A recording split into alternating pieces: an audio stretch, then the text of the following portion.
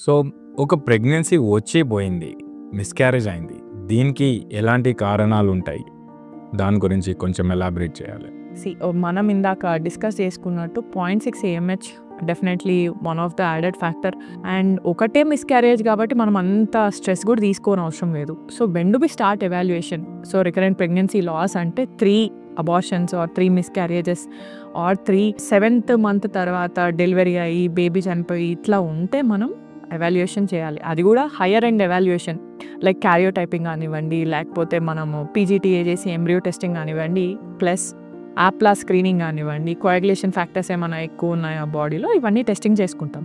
Second time planning చేసుకునేటప్పుడు ఒక 3 months మనము ప్రీ కన్సెప్షనల్ కౌన్సిలింగ్తో పాటు ఫాలిక్ యాసిడ్ వాడడం కానివ్వండి, లేదా యాంటీ ఆక్సిడెంట్ వాడడం కానివ్వండి, omega 3 fatty acids, mitochondria improvement చేసుకోగలిగితే సో ప్రెగ్నెన్సీ అనేది హెల్దీగా ఉంటుంది. ప్లస్ ఇంకొకటి, ఇవన్నిటికంటే ముందు ఒక్క అబార్షన్ అయినా మనం కన్సిడర్ చేయాలి. ఏం కన్సిడర్ చేయాలి అంటే యూట్రైన్ ఫ్యాక్టర్స్ కూడా ఉండొచ్చు. సో సెప్టమ్ ఉందా, యూట్రస్లో పాలిప్ ఉందా, సో ఈ ఫ్యాక్టర్స్ కూడా మనం చూసుకుంటే so it will definitely help her in achieving a fruitful pregnancy.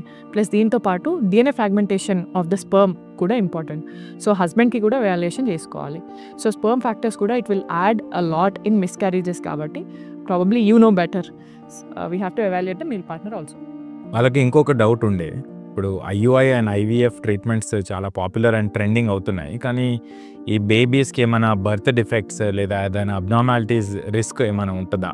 So IUI, IVFs అంటే జనరల్గా అవి ట్రీట్మెంట్స్ కాదు కదా, అవి ప్రొసీజర్స్. ఈ ప్రొసీజర్ వల్ల ప్రెగ్నెన్సీ ఛాన్స్ ఒక 10% 12% పెరుగుతుంది. క్యుములేటివ్గా మనం IUI చేసామనుకో 3 monthsలో 14 to 16% సక్సెస్ రేట్స్ ఉంటాయి.